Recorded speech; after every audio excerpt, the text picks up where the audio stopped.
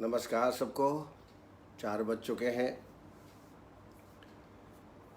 अब लॉकडाउन से थोड़ा लॉक ऑन की ओर बढ़ रहा है हमारा देश। हो सकता है कुछ आपको भी इससे लाभ होगा। अभी बम्बई में तो अभी लॉकडाउन है ही, लेकिन दूसरी जगह काफ़ी खुल चुका है। ये बड़ी खुशी की बात है, लेकिन हमें सावधानी तो बरतनी ही पड़ेगी कोविड-19 से। आइए, हम लोगों का बहुत अच्छा समय कट रहा है, ख़ास तौर से मेरा तो बहुत अच्छा समय कट रहा है। शायद आपको भी इन व्याख्यानों से लाभ भी मिल रहा होगा और आपका समय का सदुपयोग भी हो रहा होगा। आज विबंध पर चर्चा करेंगे। इसके पहले क्वेश्चन का समाधान किया जाना आवश्यक है। Doctor K. N.. गंगवार जी ने एक पेशेंट के बारे में पूछा है। 65 उम्र है, फीमेल है, उसका ब्लड यूरिया 190 है और सीरम क्रेटिनिन 11 है। ये बहुत ही एक तरह से इसमें तो डायलिसिस निश्चित रूप से कराना पड़ता होगा, और अगर न करा रहे हों तो डायलिसिस में इसको जाना चाहिए और डायलिसिस के बीच अपना ट्रीटमेंट चालू करें, तब रोगी को लाभ दिख सकता है। इसके लिए हल्का विरेचन कराएं। विरेचन कराने के बाद फिर शतावरी, गोक्षुचूर्ण और खीरा बीज, इसकी एक एक चम्मच दिन में 3-4 बार मात्राएं दें, और साथ में चंद्र प्रभावटी 2 गोली सुबह 2 गोली शाम को। इससे रोगी को निश्चित लाभ प्राप्त होगा। साथ में प्रोटीनस सब्सटेंस जो ले रहा हो उसको बंद कर देना चाहिए। डाइट कंट्रोल, पानी कितना लेना, ये सब व्यवस्थित रूप से रोगी को बताना चाहिए आपको। डॉक्टर पंकज राठौर जी, इन्होंने बड़ा अच्छा प्रश्न किया है कि विबंध में बहुत सारी औषधियों का उल्लेख शास्त्रों में आता है, तो कौन सी विरेचन कब लेना, कौन सी औषधि लेना, किस अवस्था में, ये जानकारी चाहिए। तो अगला चूँकि व्याख्यान विबंध पर ही है, तो उसी में इसको हम चर्चा करेंगे। डॉक्टर नंदिनी कपूर जी ने ब्रेस्ट ऑगमेंटेशन के बारे में पूछा है कि वो ऑपरेशन नहीं कराना चाहती, क्या इसमें कुछ हम कर सकते हैं। जैसा आप जानते हो, breast augmentation, also known as augmentation mammoplasty, is a surgery to increase the breast के साइज को बढ़ाने के लिए यह ऑपरेशन होता है। इसमें एक गोपाल तेल आता है, इस तेल से हल्की हल्की मसाज दिन में 2 बार करें। दूसरा, इसमें शतावरी पाक और ब्राह्मी रसायन, शतावरी पाक 5 ग्राम दिन में 2 बार और ब्राह्मी रसायन 1-1 चम्मच दिन में 3 बार, इसका सेवन कराएं। इसके अलावा मंडूर भस्म 10 ग्राम, मुक्ता पुरवाल पंचामृत 5 ग्राम, गिलोय सत्व 10 ग्राम, इसकी 60 पुड़ियाँ बना लें और 1 पुड़िया सुबह शाम शहद के साथ या च्यवनप्राश के साथ इसका सेवन कराएं। अंजीर, 2 अंजीर का सेवन प्रतिदिन प्रातःकाल दुग्ध के साथ करें, यह भी इसके लिए लाभप्रद चिकित्सा रहेगी। डॉक्टर विजय सैनी जी ने एक बच्चे के बारे में पूछा है कि वो एपिलेप्सी से ग्रसित है, क्या हम उसमें मदद कर सकते हैं। तो निश्चित रूप से जब एपिलेप्सी इन चाइल्ड होते हैं, ये बड़ा कॉमन है, it is very common, very most common childhood brain disorder, brain की डिसऑर्डर है, जैसा आप जानते हैं। इसमें staring, jerking movement, stiffness of the body, loss of consciousness, breathing problem, loss of bladder control, ये लक्षण मुख्य रूप से मिलते हैं और कई बार सडनली वो फॉल डाउन हो जाता है, गिर जाता है। ऐसे बच्चों में ब्रूमोहन ट्रीटमेंट देना है। एक तो शरह तर्पण करिए अश्वगंधा बला तैल से, अभ्यंग या पिचु धारण सबसे अच्छा है, पिचु धारण करें क्योंकि शरीरोधारा के लिए बच्चा है वो लगातार नहीं लेट पाएगा, तो पिचु का उपयोग करें। इंद्रिय वर्धक तैल से नस्य करें, 2-2 बूंद दिन में 2 बार, या अणु तैल से 2-2 बूंद दिन में 2 बार डालें।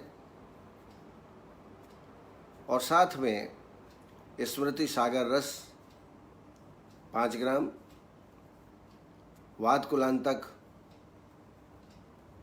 2.5 ग्राम, योगेंद्र रस 2.5 ग्राम, इन सब की 60 पुड़ियाँ बना लें। एक पुड़िया सुबह शाम को ब्राह्मी अवलेह के साथ दें। इसके अलावा सिरप मेमटोन 1-1 चम्मच दिन में 3 बार देवें। और जितने ब्रह्मण प्रक्रियाएं हैं वो आप इसमें अपना सकते हैं। बहुत ज़्यादा आवेग आ रहा हो तो उन्माद गज केसरी का भी इसमें प्रयोग किया जा सकता है। डॉक्टर मनदीप कौर ने रिकरेंट किडनी स्टोन, इसके बारे में जानकारी चाहिए है। किडनी स्टोन तो इसकी चिकित्सा के बारे में मूत्र कक्ष में बहुत विस्तृत से वर्णन किया जा चुका है, आप उसको देख लें। लेकिन सामान्यतः मैं एक योग आपको बताता हूँ जो लगातार देने से पथरी नहीं बनती है, अगर है तो वो निकल जाती है। यवक्षार 500 मिलीग्राम, 5 ग्राम मिश्री, दोनों को मिला लें और हर 2 घंटे में इसका सेवन कराएं। इससे रोग में अच्छा लाभ प्राप्त होता है। इसके अलावा आप उस चैप्टर को, उस व्याख्यान को प्राप्त कर लें। मूत्र कक्ष जो व्याख्यान दिया था उसमें बहुत डिटेल से बताया है। और अगले आने वाले दिनों में मैं अश्मरी पर व्याख्यान भी दूंगा, तो उसमें भी बहुत सारी चिकित्साओं के बारे में आपको बताएंगे। डॉक्टर इमरान सबीर, उन्होंने सीवियर एसिडिटी, तो अम्ल पित्त के बारे में चर्चा हो चुकी है, व्याख्यान हो चुका है, उसको आप देख लें। अगर एसिडिटी ज़्यादा है तो शतावरी घृत से आभ्यंतर स्नेहपान करके विरेचन कराएं। विरेचन में त्रिव्रत, अमलतास, अंजीर और मुनक्का 20-20 ग्राम लेके काढ़ा बना के और ये विरेचन कराएं। विरेचन के बाद फिर आप सूतशेखर रस 10 ग्राम, पुराल पिष्टी 10 ग्राम, चंद्रकला रस 10 ग्राम, इनकी 60 पुड़ियाँ बना करके 1-1 पुड़िया दिन में 3 बार आंवले के मुरब्बे के साथ लेवें, तो रोगी को जल्दी आराम प्राप्त होगा। आवश्यकता पड़ने पर चरक कंपनी की अल्सरेक्स टैबलेट आती है, इसका भी प्रयोग आप कर सकते हैं। अविपत्तिकर चूर्ण जैसा आप करते ही होंगे, इसका प्रयोग किया जा सकता है। और इसमें क्षीर बस्ती का भी बहुत अच्छा लाभ है। क्षीर बस्ती, मुलहठी, शतावरी, इनको 30-30 ग्राम ले करके दुग्ध सिद्ध तैयार करते हैं। जैसे आपने 30-30 ग्राम लिया, काढ़ा बना लीजिए 400 ml, 200 ml दूध डाल करके इस काढ़े में 400 ml काढ़े में पकाएं धीरे धीरे। जब 200 ml शेष रहे तब तक पकाएं और इसे दुग्ध में शतावरी घृत 50 ml और 50 ml शहद में ला करके विधिवत बस्ती दें। यह क्षीर बस्ती है, इससे भी एसिडिटी में आराम प्राप्त होगा। शिल्पा पारस्कर जी ने यूटेराइन पॉलिप्स, इसके बारे में कितनी बार चर्चा हो चुकी है, आप पिछले व्याख्यानों को देख लें। फिर भी इसमें लेखन बस्ती का अच्छा रोल है।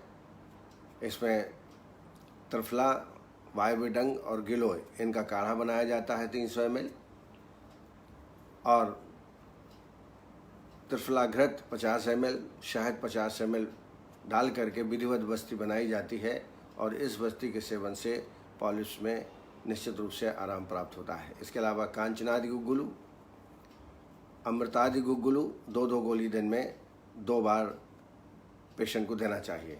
इसमें अशोकारिष्ट का भी अच्छा रोल है। अशोकारिष्ट 20 ml और 20 ml पानी भोजन के बाद दोनों टाइम देना चाहिए। अब आइए डॉक्टर अजयता चिन्ना, इन्होंने जिज्ञासा प्रकट की है, मात्रा बस्ती घर में दे सकते हैं क्या? बिल्कुल दे सकते हैं। 50 ml की सीरीज ले लीजिए, क्योंकि मात्रा बस्ती 30 से 60 ml के बीच में दी जाती है। सामान्यतः घर में यदि देना है तो 30 ml ही बस्ती देना चाहिए। आप इंजेक्शन में भर लें, सिरिंज में भर लें उष्ण करके, और वाम करवट में लेटा करके विधिवत बस्ती देने की जो विधि है उसको अपनाते हुए आप बस्ती दे सकते हैं। बस ये ध्यान रखें कि बस्ती को धीरे धीरे देना है और भोजन के बाद देना है। खाली पेट में ये बस्ती नहीं दी जा सकती है। तो घर में जो कोई ऐसा इंसान हो उसको दिखा दीजिए, समझा दीजिए, तो ये बस्ती आप दे सकते हैं। क्योंकि जब मात्रा बस्ती देते हैं तो एक खास पर्पज से देते हैं। जैसे वातव व्याधि, प्योर वातव व्याधि है या क्षयजन्य वातव व्याधि, उसमें ये बस्तियाँ दी जाती हैं। तो 11 से 21 दिन तक लगातार ये बस्ती दी जाती है। तो घर में भी इसको प्रदान किया जा सकता है। डॉक्टर राजेंद्र सिंह, पंचकर्म मान लीजिए 15 दिन का होता है, तो क्या घर में रख सकते हैं या क्लिनिक में भर्ती करके पेशेंट को पंचकर्म कराएं? तो दोनों तरीके हैं। पंचकर्म में कितना समय लगेगा ये रोग के अनुसार तय किया जाता है। अगर वमन विरेचन 2 कर्म कराने हैं तो लगभग 22 दिन का समय लगता है, और नस्य कराना है तो 7 दिन और समझ लीजिए। बस्ती कराना है तो कम से कम 16 बस्तियाँ काल बस्ती क्रम के हिसाब से दीजिए। आवश्यकता पड़ने पर कर्म बस्ती अर्थात 30 बस्ती भी दी जा सकती हैं। तो वैसे तो पंचकर्म बिल्कुल इंडोर ट्रीटमेंट है, अंतरंग ट्रीटमेंट है, लेकिन आज के ज़माने में, आज के युग में ये सब संभव नहीं है। इसलिए ओपीडी स्तर पर भी ये सब कार्य कराए जा सकते हैं। टेलीफोनिक कंट्रोल, टेलीफोनिक आपका संपर्क प्रतिदिन दिन में 2-3 बार पेशेंट से रहे, और जब आवश्यकता पड़े तो आप उनको अपने क्लिनिक में बुला करके और विधिवत उनको बता सकते हैं कि कैसे क्या खाना, कैसे रहना है घर पे। क्योंकि उच्चैर्भासम रतक्षोभम अतिचंक्रमणासने अजीर्णा अहित भोज्य चा दिवा स्वप्नम च मैथुनम, ये अष्ट महादोष का भाव है। तो रोगी को समझाना चाहिए कि ठीक है आप घर में रहिए, लेकिन ये काम आपको नहीं करना है।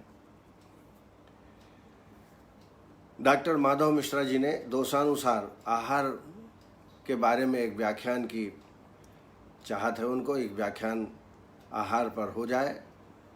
चलिए आगे इस पर कोशिश करेंगे कि ये भी व्याख्यान आपके सामने प्रस्तुत कर सकूं।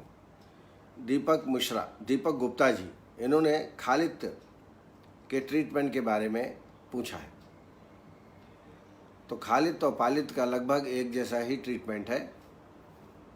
मैंने एक प्रक्रिया बताई थी, मस्तिष्क आंवले को छाछ में पकाना है, फिर आंवले को उसका बीजा निकाल करके कल्प तैयार करना है, एक कपड़े के माध्यम से छान लें, और इस कल्प का लेपन शिरा प्रदेश में बाल छोटे करा लें।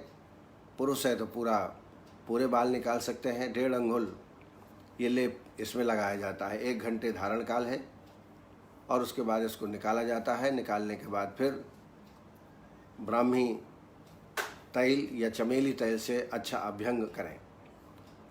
साथ में इंद्रिय वर्धक या अणु तेल, इसका नस्य 4-4 बूंद सुबह और शाम को दोनों टाइम देवें। शिरा तर्पण किसी भी तरीके से कर सकते हैं, वो करें। अश्वगंधा बलादि तैल से चाहे अभ्यंग करें सिरा प्रदेश में या पिछुधारण या शिरोधारा या शिरोवस्ती। और एक योग मैं आपको बता रहा हूँ, इसका जरूर प्रयोग करें। आंवला 100 ग्राम ले लीजिए, काला तिल 100 ग्राम, कमल केसर 100 ग्राम और मुलहठी 100 ग्राम। इनका बारीक चूर्ण तैयार करके शीशी में भर लें। एक डोज लगभग 20 ग्राम निकाल करके और मधु के साथ इसका अवलेह टाइप बना लें और इसका लेपन शिरा प्रदेश में सोते समय रात को कर लें या प्रातःकाल करें, क्योंकि ये लेप कम से कम 1 घंटा लगा रहना चाहिए। तो उस हिसाब से जब आपको समय प्राप्त हो तो इसको लगातार 21 दिन तक प्रयोग करें, तो निश्चित रूप से खालित और पालित में आराम प्राप्त होगा। शीतल एरंगडे ने पूछा है स्वर्ण प्राशन विधि, इसके बारे में मैं शायद परसों बहुत डिटेल में बता चुका हूँ। आप एक शॉर्टकट में आपको बताता हूँ। ब्राह्मी तेल, ब्राह्मी घृत बाजार में मिलता है। आप 500 ml ब्राह्मी घृत ले लीजिए और इसमें आधा, अगर 500 ml लिया है तो 250 ml शहद मिला करके और 2 घंटे तक इसका मर्दन करना है। याद रखें, मर्दन बहुत आवश्यक है, तभी ये एक रस होता है और पतलापन आता है। 2 घंटे के मर्दन के बाद फिर इसमें 200 mg स्वर्ण भस्म डाल करके और 1 घंटा पुनः मर्दन करें। और मर्दन करने के बाद फिर इसको शीशी में भर लें और इसका स्वर्ण प्राशन के रूप में प्रयोग कर सकते हैं। डोज इसका, चूँकि आचार्यों ने डोज का उल्लेख नहीं किया है, ये आचार्य काश्यप ने इसका वर्णन, स्वर्ण प्राशन विधि का वर्णन किया है, लेकिन डोज नहीं बताया। मैं अपने अनुभव से बताता हूँ। जन्म से लेकर 6 माह तक के बच्चे को 5 बूंद तक देना चाहिए। यानी जब पैदा होता है उसके 1 घंटे बाद 1 बूंद दे सकते हैं। 1 माह का हो तो 2 बूंद, 3 माह का हो तो 3 बूंद, 4 माह का हो तो 4 बूंद, ऐसे करते 5 बूंद तक 6 माह तक आप इसका प्रयोग कर सकते हैं। 7 माह से 1 वर्ष तक के बालक को 10 बूंद की मात्रा निर्धारित कर लेना चाहिए। 1 वर्ष से 5 वर्ष तक के बालक को लगभग 2.5 ml, आधा चम्मच से थोड़ा से कम, और 5 वर्ष से 10 वर्ष तक के बालक को 1 चम्मच इस अवलेह का सेवन आप करा सकते हैं। डॉक्टर वेदराव जी ने पूछा है कि कई बार पेशेंट काढ़ा लेने में, विरेचक काढ़ा जो आपने बताया है, जैसे कुटकी है, अमलतास है, त्रिव्रत है, वो लेने में मना करता है, तो क्या और विधि से हम विरेचन करा सकते हैं? तो 2 ऐसे प्रोफेशन अच्छे हैं। एक तो त्रिव्रत अवलेह 50 से 100 ग्राम की मात्रा आपको देनी पड़ेगी विरेचन के लिए, या अभ्याधि मोदक, ये भी टैबलेट आती हैं, अच्छी टैबलेट है, इनका प्रयोग आप करें। लेकिन जो लाभ काष्ठ औषधियाँ देंगी वो लाभ इसमें प्राप्त होने में शंका है। हालांकि विरेचन इसमें अच्छा हो जाता है। अरण्य तेल का भी प्रयोग आप 50 से 100 ml के बीच आप विरेचनार्थ कर सकते हैं आभ्यंतर स्नेह पान कराने के बाद। तो रोगी के अनुसार से, रोग के अनुसार से थोड़ा से हम चेंज कर सकते हैं। डॉक्टर दीपक गुप्ता जी ने नारियल त्वक की भस्म का क्या उपयोग हो सकता है, तो मैंने इसका प्रयोग नहीं किया है, लेकिन निश्चित रूप से जब आप जला देंगे तो एक क्षार का काम करेगा। तो हाइपरलिपिडीमिया में, ओबेसिटी में इसका प्रयोग आप कर सकते हैं।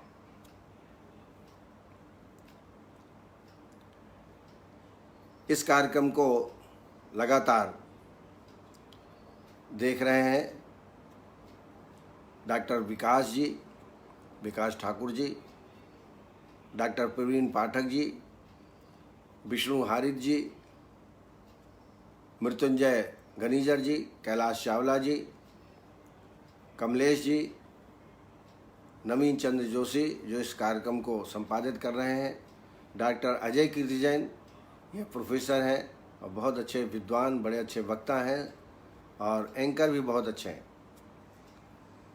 सुनील रातौरी जी, दिनेश जोशी जी, जया गुप्ता जी, पवन जोगी जी, उषा तभानी, विनय यदु जी, मुकम्बिका के, कैलाश चावला जी, डॉक्टर अरुणा वर्मा जी, नीतू सिंह, एकता तिवारी जी, राजेंद्र कुंद्रा जी, योगेश महाजन जी, उत्कर्ष वर्मा जी, विनय मित्तल, डॉक्टर रीना शर्मा कौशिक, डॉक्टर रविराज कोंकानी, ये सब इस कार्यक्रम को निरंतर सुन रहे हैं और अपने क्वेश्चन के माध्यम से जिज्ञासा भी प्रकट कर रहे हैं। अब आइए विबंध पर थोड़ा चर्चा करें। विबंध एक बहुत आम व्याधि हो गई है आजकल हमारी लाइफ स्टाइल के कारण। हमारे जो आहार विहार का दैनिक कार्यक्रम है उसमें बहुत ही बदलाव आया है और इसकी वजह से कॉन्स्टिपेशन आजकल बहुत पाया जाता है। ख़ास तौर से 60 साल के ऊपर के व्यक्तियों में कॉन्स्टिपेशन एक आम लक्षण है, क्योंकि इस अवस्था में निश्चित है जो गतियाँ होती हैं आमाशय से लेकर इंटेस्टाइन तक, पैरासिटिक मूवमेंट उनकी कमी हो जाती है और इस वजह से कॉन्स्टिपेशन विबंध उनको होता है। आज मैंने सोचा कि विबंध एक मूल कारण है बहुत सारी व्याधियों का, इसलिए इस पर थोड़ा विचार किया जाए।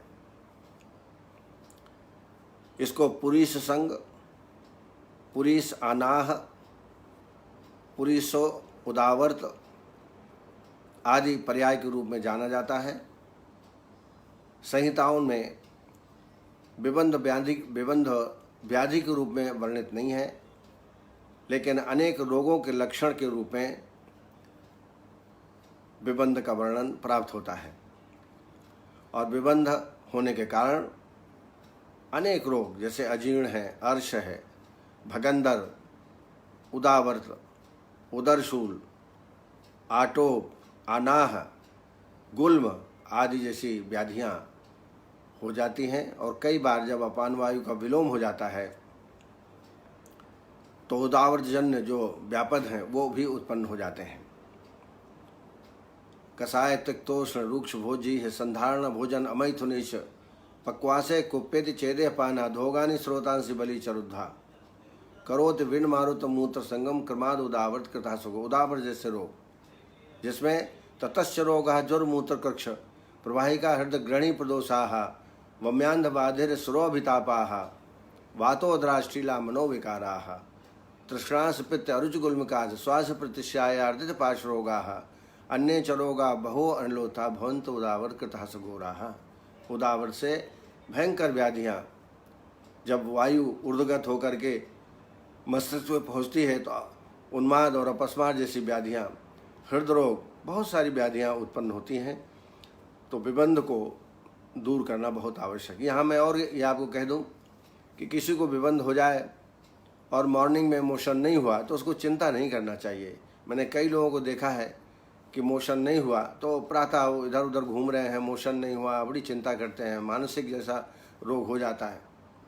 मैं ये कहता हूँ कि अगर आपको भूख लग रही है आप खाते जाइए, तो अगर आज नहीं हुआ तो कल निश्चित मोशन होगा, क्योंकि जाएगा कहाँ, खाना खाएंगे तो निकलेगा वो। आप यूरोप में देखें, यूरोप के लोगों को, अमेरिका के लोगों को तो 3-3, 4-4 दिन में मोशन उनको होता है। तो ऐसी चिंता की कोई बात नहीं है। फिर भी हमें ध्यान रखना है, हमें ऐसे उपाय करना है जिससे हमको विबंध ना हो। विबंध आजकल अधिक पाया जाता है और इसका प्रमुख कारण फास्ट फूड, पश्चात जीवन शैली है। किसी कारणवश पुरुष अधिक देर तक पक्वाशय में रह जावे तो पित्त और वायु मल का जो जलीय अंश है उसका शोषण कर लेता है, और जब शोषण कर लेंगे वायु और पित्त तो कफ जो मल है वो कठिन हो जाता है, और कठिन हो जाने से एनस के माध्यम से निकालने में कठिनाई होती है। इसी को विबंध कहा जाता है। निदानों में देखें तो वेग विधारण, अकाल भोजन करना, असमय मल त्याग करना, अकाल आहार विहार, रूक्ष विष्टम्भी गुरु आहार का अत्यधिक मात्रा में सेवन करना, भोजन में रेशे की कमी होना, कसाय रस प्रदान भोजन, पानी कम पीना, रात्रि जागरण, ये मुख्य रूप से निदान विबंध के होते हैं। आधुनिक दृष्टया poor life style, systemic diseases, anorectal disturbance,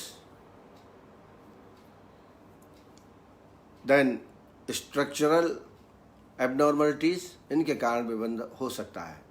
कई बार गुदा का जो द्वार है वो सकरा हो जाता है। अन्य कारण भी होते हैं, जिसके कारण जैसे पाइल्स हो गया, उसके कारण भी विबंध हो सकता है। तो इन कारणों का ट्रीटमेंट आपको विबंध को दूर करने के लिए करना। सभी में सिर्फ रेचक दवाई देने की आवश्यकता नहीं है। डायग्नोस करिए किस वजह से है और उस रोग की चिकित्सा आपको करना है। आइए संप्राप्ति देखें। ये जो मैंने निदान बताया उनका सेवन निरंतर करते रहना। वायु प्रकोपित होकर पक्वाशय में जाकर पुरीस को सुखा देती है, जिससे अल्प मात्रा में कठोर पुरीस आता है, और वो भी बहुत प्रयास करने के बाद। संप्राप्ति घटक देखें तो दोषों में वात और कफ, दूध से इसका पुरीस है, स्रोतस पुरीस व स्रोतस, अधिष्ठान पक्वाशय, और ये साध्य व्याधि है। जो प्रमुख लक्षण होते हैं विबंध में, एक तो कठिन मल आना, मलत्याग में कठिनाई, ज़्यादा प्रवाहन करना, और ये बार बार प्रवाहन करने से ही अर्श भगंदर जैसे रोग हो जाते हैं। अल्प मात्रा में मल का निकलना, शिराशूल, अनाह, आटोप, उदरशूल, अजीर्ण, अरुचि, और व्यक्ति को अच्छा नहीं लगता। अगर मोशन नहीं निकलता तो पेशेंट को बड़ी मानसिक बेचैनी हो जाती है। ऐसे व्यक्तियों को चाहिए कि निरंतर योग करें, आसन करें, प्राणायाम करें, और walking is the best exercise. पैदल चलना, सुबह और शाम को लगभग 1 से 2 किलोमीटर आप चलें। अगर आप फास्ट चल सकते हैं तो ठीक है, नहीं तो आप धीरे धीरे चलें, लेकिन एक्सरसाइज, व्यायाम, योग करना बहुत ज़रूरी है। सबसे पहले दोषों का दीपन पाचन करने के लिए पंचकोल क्वाथ, इसका सेवन 3 से 5 दिन तक कराएं। अगर ये ना हो तो त्रिकटु या सुंठी चूर्ण से ही दीपन पाचन आप करा सकते हैं। साथ में सर्वांग अभ्यंग और सर्वांग स्वेदन, इससे मल शिथिल होते हैं। इसके पश्चात त्रिफला घृत से आभ्यंतर स्नेहपान, कोष्ठ के आधार पर मात्रा तय कर लें। मृदु कोष्ठ है तो 30 ml से चालू करें, मध्य कोष्ठ है तो 60 ml 50 ml से चालू करें, और क्रूर कोष्ठ है तो 80 to 90 ml से आभ्यंतर स्नेहपान प्रारंभ करें। त्रिफला घृत में थोड़ा से सेंधव मिला लें, इससे जल्दी स्नेह होता है, और दोषों को छिन्न भिन्न करने में सेंधव की प्रमुख कारमुकता है। सम्यक स्नेह लक्षण मिल जाए तो 3 दिन वाह्य अभ्यंग और वाह्य स्वेदन करें, और ऐसा आहार विहार दें जो कफ और पित्तवर्धक ना हो। उसके बाद विरेचन दे दें। इसमें कुटकी 20 ग्राम निशोथ, 20 ग्राम अमलता सगूदा, 20 ग्राम छोटी हरड़, चारों को मिला करके काढ़ा बना लें 100 ml, और इसमें 40 ml कैस्टर ऑयल और इच्छाभेदी रस 1 रत्ती अर्थात 125 मिलीग्राम डाल करके, चूँकि ये निश्चित है क्रूर कोष्ठ होगा जब भी बंद है, तो उसमें इच्छाभेदी रस भी आपको डालना है। प्रातः 9 बजे दे दें। दिन भर कुछ खाने को नहीं है, खाना नहीं देना है। सायंकाल पेय से आप संसर्जन क्रम प्रारंभ करें। तो इस तरीके से विरेचन करा लें। विरेचन के बाद यदि देखें कि दोष पूरा निकल गया है तो ठीक है, अन्यथा निरूह वस्ती का प्रयोग भी आप कर सकते हैं। निरूह वस्ती के लिए त्रिफला 20 ग्राम, कुटकी 20 ग्राम, मदन फल 2 नग, एरंड मूल 20 ग्राम, इनका काढ़ा बना लें। और इस काढ़े में 50 ml एरंड तेल, 50 ml शहद, 5 ग्राम सेंधौ, ये विधिवत वस्ती तैयार करके निरूह वस्ती दें। चूँकि निरूह वस्ती दे रहे हैं तो अनुवासन के रूप में दशमूल तेल 30 ml भोजन के बाद आप दें। दशमूल तेल या त्रिफला घृत की अनुवासन वस्ती आप दें, और ऐसा कम से कम 16 वस्ती, जो काल वस्ती क्रम है उस क्रम से आप 16 वस्ती पेशेंट को दें। तो निश्चित रूप से जमा हुआ मल बाहर निकल जाएगा। और यदि आप निरंतर और अपनी क्रियाएं, जैसे मैंने बताया, वॉकिंग करना है, योगा करना है, करते रहें। और पानी अधिक मात्रा में पिएं, नियमानुसार पानी पिएं। पानी के बारे में भी थोड़ा मैं आपको बताना चाहूँगा। प्रातःकाल जब उठते हैं तो बिना मंजन किए हुए धीरे धीरे पानी का सेवन करना चाहिए। कम से कम आधा लीटर का सेवन तो करना ही चाहिए। अगर आप 1 लीटर पी सकते हैं तो पी सकते हैं, लेकिन आधा लीटर तो कम से कम आपको पीना चाहिए प्रातःकाल। भोजन के बाद, जैसा आप जानते हैं, तत्काल बाद जल नहीं लेना है। या तो 1 घंटा पहले जल का सेवन कर लें, या भोजन के 1 घंटे बाद आपको जल लेना है। ये ध्यान में आपको रखना है। और अगर सुखोष्ण जल लें, उष्ण जल का सेवन करें तो बहुत ही लाभप्रद है। आप देखेंगे साउथ इंडिया में, खासतौर से केरला में, गर्म पानी ही पिया जाता है। तो आज लॉकडाउन की अवस्था में, कोविड-19 की अवस्था में भी उष्ण जल सेवन करने का निर्देश सब लोग देते हैं। लेकिन आम जो नित्य प्रतिदिन यदि गर्म पानी पीते हैं तो बहुत सारे रोग ठीक हो सकते हैं। रस औषधियों में अजीर्ण कंटक रस 250 मिलीग्राम, अश्वकंचुकी रस 60 मिलीग्राम, अग्निकुमार रस 125 मिलीग्राम। यदि इनकी 20 पुड़ियाँ बनाना है तो अजीर्ण कंटक रस 5 ग्राम, अश्वकंचुकी 2.5 ग्राम, अग्निकुमार रस 5 ग्राम, इसकी 40 पुड़ियाँ बना लें। 1 पुड़िया सुबह शाम को शहद के साथ चटावें। इसमें अश्वकंचुकी पड़ा है तो प्रथम दिन 2-3 बार शिथिल मल प्रवृत्ति होगी, इसको पहले से ही रोगी को बता दें। धीरे धीरे फिर नॉर्मल हो जाएगा। चूर्ण में पंचकोल चूर्ण और अजमोदारी चूर्ण 5 ग्राम की मात्रा में भोजन के 1 घंटे बाद या भोजन के 1 घंटे पहले गर्म पानी के साथ सेवन कराएं। और ऐसा पेशेंट जो विरेचन कराने में या वस्ती कराने में असमर्थ है और कॉन्स्टिपेशन से पीड़ित है तो क्या करें? इसके लिए आप 15 से 20 ग्राम त्रिफला घृत सुखोष्ण करके भोजन के आधा घंटे के पहले आप पिला दें और ऊपर से गर्म पानी पिलाएं। 3 प्रकार का अभ्यंतर स्नेहपान होता है। पिबेत संसमनम अन्न काले प्रकांक्षिता शुद्धिर्थ पुनर्हारे नैशे जीर्णे पिबन रहा।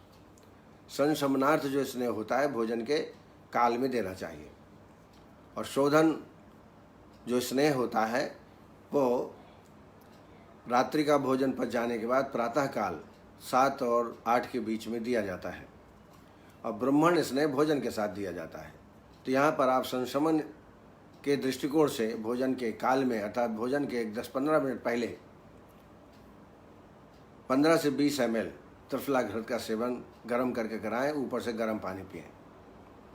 ऐसा ही भोजन के पहले सायं को भी देवें। और रात्रि में अमलतास का मज्जा ले लें 20 ग्राम, 4 कप पानी में उबालें, 1 कप बच शेष रहे तब तक पकाएं। ऐसा 1 कप रात्रि में भोजन के 2 घंटे बाद ये काढ़ा पिला देवें। पहले 7 दिन तक तो रोज़ देवें, लेकिन उसके बाद अल्टरनेट कर दें, तो इससे निश्चित रूप से उसका विबंध जाता। घृत का सेवन तो अगर ठीक भी हो गया हो विबंध तो भी करते रहना चाहिए। इससे आंतों का जो मूवमेंट है, पेरास्टेटिक मूवमेंट है, वो बरकरार रहेगा। तो ये भी आप पेशेंट में कर सकते हैं। या कैस्टर ऑयल, हर दूसरे दिन आप कैस्टर ऑयल 20 ml 50 ml गर्म दूध के साथ प्रातःकाल खाली पेट में आप दें, या रात्रि को सोते टाइम भोजन के 2 घंटे बाद भी इसका सेवन करा सकते हैं। लेकिन अमलतास का जो प्रयोग है वो बहुत ही श्रेष्ठ है। दीपन पाचन के लिए, डाइजेशन इम्प्रूव्ड हो और आंत की गति बरोबर बनती रहे, उसके लिए हिंगवादी बटी, लहसुनादि बटी और शंख बटी क्रमशः 2-2 गोली दिन में 2 बार, 1 हफ्ता या 15 दिन हिंगवादी बटी दीजिए, फिर जो है लहसुनादि बटी दीजिए, शंख बटी दीजिए। ऐसा बदल बदल के दवाई आप देंगे तो अच्छा रहेगा। चूर्णों में स्वादिष्ट विरेचन, पंचसकार, इनका प्रयोग आप कर सकते हैं, लेकिन इनको ज़्यादा देने से हैबिचुअल हो जाते हैं, एडिक्शन क्रिएट होता है, और फिर पंचसकार के बिना या स्वादिष्ट विरेचन के बिना मल प्रवृत्ति नहीं होती। अच्छा तो यह है कि छोटे हरड़ को कैस्टर ऑयल में भूंज लीजिए और फिर वो आधा चम्मच रोज़ दीजिए। यह एडिक्शन क्रिएट नहीं करता है। कदाचित कुप्ते माता नो दरस्ता हरित की, हरड़ का आप जानता ही हैं प्रभाव। बाजार में गंधर्व हरितकी के नाम से प्राप्त होता है, टैबलेट भी आती हैं। तो इसका प्रयोग आप नित्य प्रतिदिन रात्रि में कर सकते हैं, ऐसे व्यक्तियों को जो विरेचन या निरूहवस्थी नहीं ले पाते हैं। निशोथ और मध्यष्टिचू, ये भी बहुत अच्छा है, ये भी आदत क्रिएट नहीं करता है। तो निशोथ 5 ग्राम मधुएष्टि, दोनों को मिला के खाली पेट में दोनों टाइम आप दे सकते हैं। इसमें अपथ्य का ध्यान बहुत जरूरी है, वो आपको ध्यान देना है। जैसे गुरु, विसंधि, मसालेदार भोजन, pizza, burger, bread, fast food, केला, चावल, आलू, बेसन, मैदा, इनका सेवन बहुत कम मात्रा में या ना करें तो अच्छा। और खाने में खीरा है, पत्ता गोभी, तरोई, टिंडा, लौकी, इनका अधिक मात्रा में प्रयोग आपको करना है। और फल अधिक मात्रा में, प्रतिदिन पपीता का सेवन इसके लिए ज़्यादा अच्छा। पपीता थोड़ा हल्का विरेचन भी करता है और इसका बड़ी आसानी से बाज़ार में मिल सकता है। अनार है, एप्पल है, इनका निरंतर आपको सेवन करना है। बुजुर्गों को हमेशा ध्यान रखना है, उनकी दिनचर्या अच्छी होना चाहिए, खान पान पर विचार करें और चिंता ना करें। अगर मोशन नहीं हुआ तो उसको अवॉइड करें, दूसरे दिन मोशन, तीसरे दिन मोशन होगा। ये अक्सर बुजुर्ग लोग जितने आते हैं हमारे पास, उनको यही शिकायत रहती है, विबंध की शिकायत रहती है। दूसरा, रुक्षता शरीर में हो जाती है तो खुजली होती है, रुकी खुजली। अगर वो रोज़ आना अभ्यंग करें तो वो खुजली भी ठीक हो जाएगी और इससे थोड़ा मेहनत भी होगी। इसलिए अभ्यंग रोज़ करना चाहिए, चलना चाहिए, वॉकिंग करना चाहिए, चिंता मुक्त होना चाहिए। ये सब बातें करेंगे तो निश्चित है विबंध से आप जीत पाएंगे। तो आज इतना ही, कल फिर इसी समय आपके सामने उपस्थित होंगे। और जैसा आपको सूचित कर दिया गया है शायद कि 5 तारीख को वेबिनार है वस्ती कर्म की चिकित्सा के बारे में। तो जो आपके मन में प्रश्न आते हों वस्ती से संबंधित, वो अभी से नोट करना प्रारंभ कर दें, ताकि किसी भी प्रकार की शंका कुशंका, क्योंकि ज़्यादातर वहाँ व्याख्यान नहीं होंगे, प्रश्नोत्तर का ही ये प्रयास है। जो मन में शंकाएं हैं उनको आप ज़रूर पूछिएगा 5 तारीख को। इन्हीं शब्दों के साथ आप सबको नमस्कार, बहुत बहुत धन्यवाद।